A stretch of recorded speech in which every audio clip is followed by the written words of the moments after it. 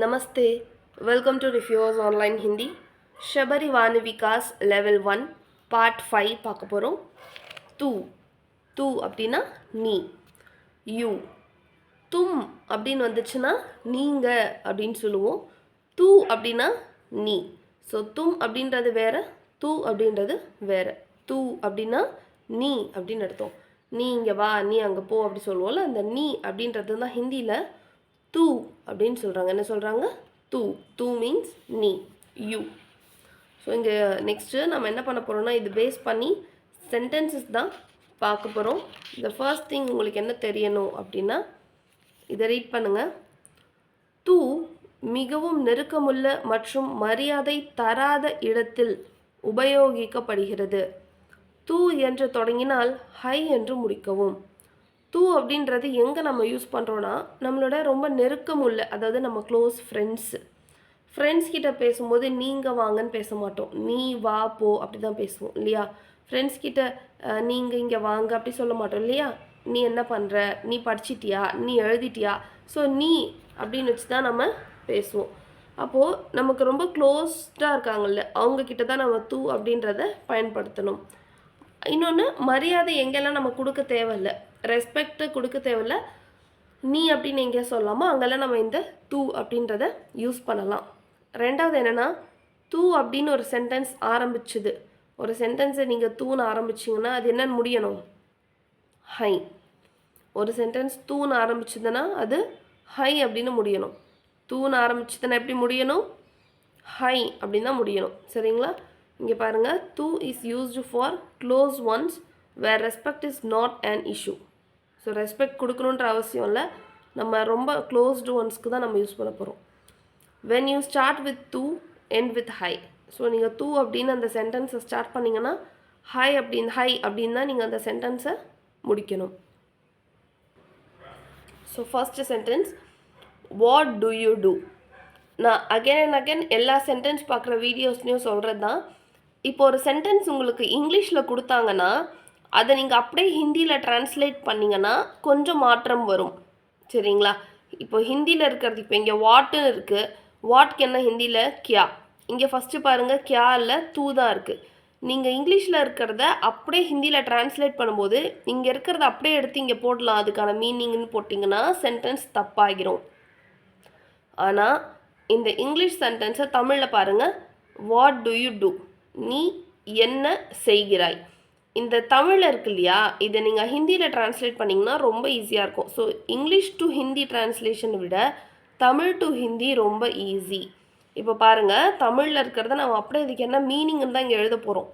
நீ அப்படின்னா தூ, என்ன கியா, செய்கிறாய்க்கு டூயிங் கர்த்தான்னு சொல்லுவாங்க, கர்த்தா. தூன்னு ஆரம்பிச்சதுன்னா ஹைன்னு முடியணும். தூ கியா கர்த்தா ஹே, அவ்வளோதான்.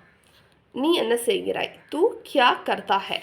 செகண்ட் ஒன் பாருங்கள், வேர் டு யூ லிவ், நீ எங்கே வசிக்கிறாய், நீ தூ. கஹா, எங்கேனா கஹா. லாஸ்ட் லெசனில் பார்த்தோம், கொஷினிங் டேர்ம்ஸில் பார்த்துருப்பீங்க. எங்கே அப்படின்னா கஹா, வசிக்கிறாய் லிவிங்கு, ரஹ்தா ஹே, தூ கஹா ரஹ்தா ஹே. Next, you are too good, நீ மிகவும் நல்லவன்.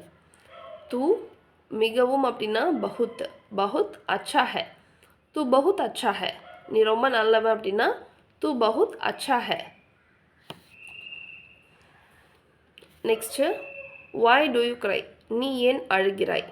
தூ கியூ ரோத்தா ஹே, தூ கியூ ரோத்தா ஹே. இங்கே ரோத்தான்னு இருக்குல்ல, இதுவே நீங்கள் ஒரு பொண்ணுக்கிட்ட கேட்டிங்கன்னா இங்கே என்ன போடணும்? ரோத்தி ஹே, தூ கியூ ரோத்தி ஹே. இப்போ நாங்கள் ஒரு கேர்ள் கிட்ட கேட்குறீங்க, நீ ஏன் அழற அப்படின்னா தூ கியூ ரோத்தி ஹே, ரோத்தின்னு போடணும். இதுவே நீங்கள் இந்த பையன்கிட்ட கேட்டிங்கன்னா இங்கே ரோத்தா அப்படின்னு போடுவீங்க. நீங்கள் நம்ம கிளாஸில் ஜாயின் பண்ணி நிஃபியாஸ் ஆன்லைன் கிளாஸில் லேர்ன் பண்ணிங்கன்னா உங்களுக்கு நான் இந்த டிஃப்ரென்ஷியேஷன் சொல்லியிருப்பேன். ரோத்தா, ரோத்தி, ரோத்தே அப்படின்றது எங்கெங்கே பயன்படுத்தணும் அப்படின்னு சொல்லிட்டு. ஸோ அது பேஸ் பண்ணி தான் இங்கே நம்ம எழுதுவோம். அடுத்தது, you run faster than others, நீ அனைவரையும் விட வேகமாக ஓடுகிறாய்.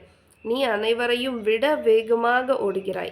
நீ தூ அனைவரையும் எல்லாரையும் சேர்க்கும் பொழுது சப்சே அப்படின்னா எல்லாரையும். தேஸ்னா ஸ்பீட்னா ஹிந்தியில் என்ன? தேஸ். ஹிந்தியில் ஸ்பீடுக்கு என்ன சொல்லுவாங்க? தேஸ். ரன்னிங்க்கு தௌடு. தௌடுனா அப்படின்னு சொல்லுவாங்க. நம்ம இங்கே ஒரு பையனை குறித்து சொல்கிறதால தௌடுதா தௌடுதா ஹே. தூ சப்சே தேஸ் தௌடுதா ஹே. இதுவே நீங்கள் ஒரு கேர்ளை பார்த்து சொன்னீங்கன்னா, நீ ரொம்ப வேகமாக ஓடுறடி அப்படின்னு சொன்னீங்கன்னா, தூ சப்சே தேஸ் தௌடுத்தி ஹே. தௌடுத்தி ஹே. சென்டென்சஸ் நான் சொல்லும்போதே கரெக்டாக லிசன் பண்ணுங்கள். புரியலன்னா எனக்கு கமெண்ட் செக்ஷனில் கேளுங்க. இல்லை கிளாஸில் இருந்தீங்கன்னா கிளாஸில் வந்து என்கிட்ட கேளுங்க. தப்பாக அண்டர்ஸ்டாண்ட் பண்ணக்கூடாது. நீ அனைவரையும் விட வேகமாக ஓடுகிறாய். தூ சப்சே தேஸ் தௌடுதா ஹே. Next one, why do you like this? why do you do like this? நீ ஏன் இவ்வாறு செய்கிறாய்? why do you do like this? நீ ஏன் இப்படி செய்கிற அப்படின்னு கேட்போம்ல நம்ம. நீ ஏன் இவ்வாறு செய்கிறாய்? तू क्यों ऐसा करता है? तू क्यों ऐसा करता है அப்படின்னா நீ ஏன் இப்படி செய்கிற அப்படின்னு சொல்கிறது தான் तू क्यों ऐसा करता है அப்படின்னு சொல்கிறோம். நெக்ஸ்ட் ஒன், இந்த ஐசா அப்படின்றத அந்த இப்படி அப்படின்றத அந்த இவ்வாறு தான் ஐசா அப்படின்னு சொல்கிறோம். Can you come with me? நீ என்னுடன் வர முடியுமா? நீ என்னுடன் வர முடியுமா? தூ என்னுடன் அப்படின்னா மேரே சாத். மேரே சாத் அப்படின்னா என்னுடன் அப்படின்னு அர்த்தம். மேரே சாத் ஆ சக்தா ஹே. இந்த சக்தா அப்படின்றது என்னென்னா can.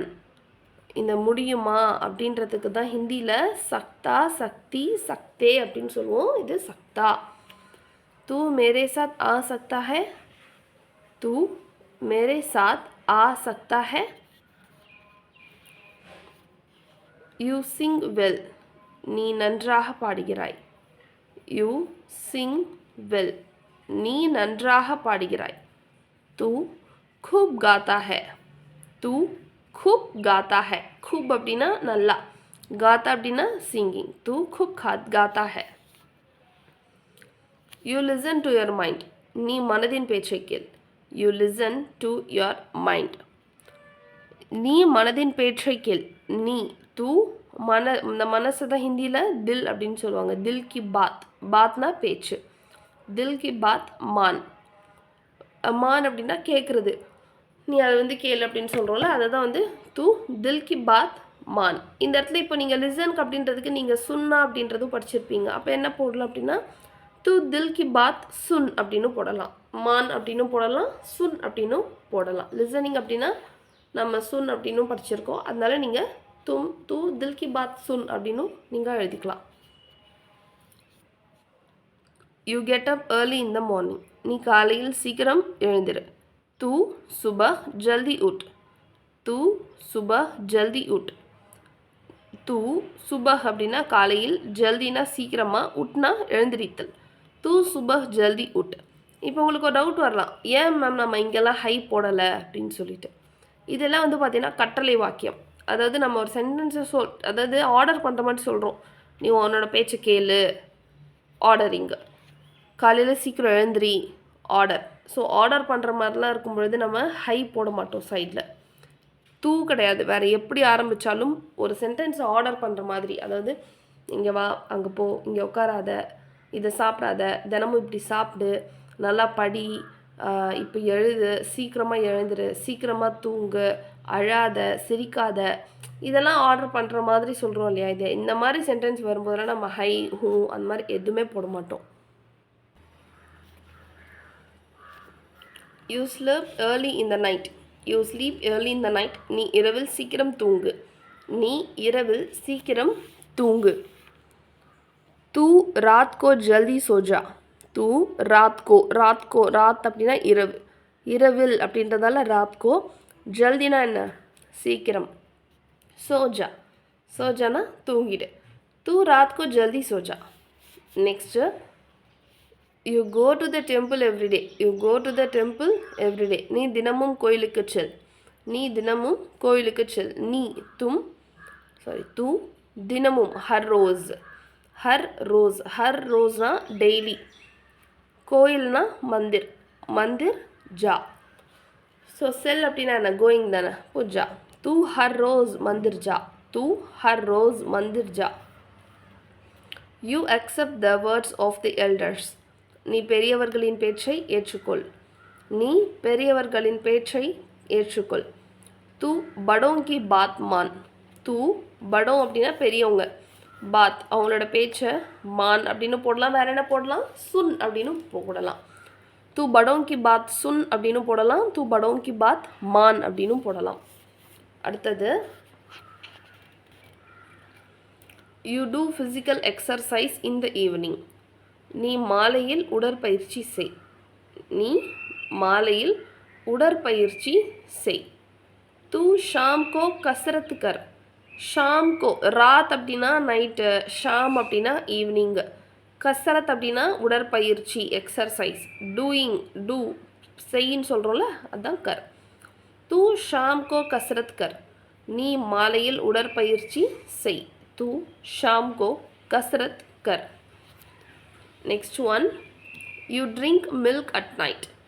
You drink milk at night. நீ இரவில் பால் குடி. இரவுக்கு என்ன பார்த்தோம் முன்னாடியே? ராத்துன்னு பார்த்தோம் இல்லையா? தூ ராத் கோ தூத் பி. தூத் அப்படின்னா பால், தூத் அப்படின்னா என்ன? பால். இந்த பி அப்படின்றது என்னென்னா குடிக்கிறது.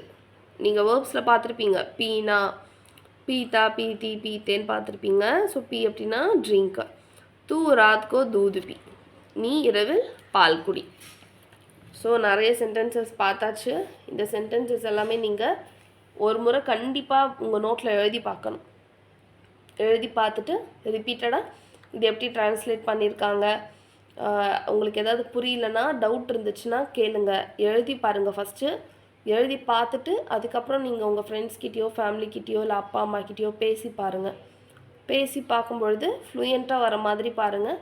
அப்போ உங்களுக்கு எதாவது டவுட் இருக்குது, சந்தேகம் இருக்குது அப்படின்னா எனக்கு கமெண்ட் செக்ஷனில் கேளுங்க. தேங்க்யூ. தன்யவாத்.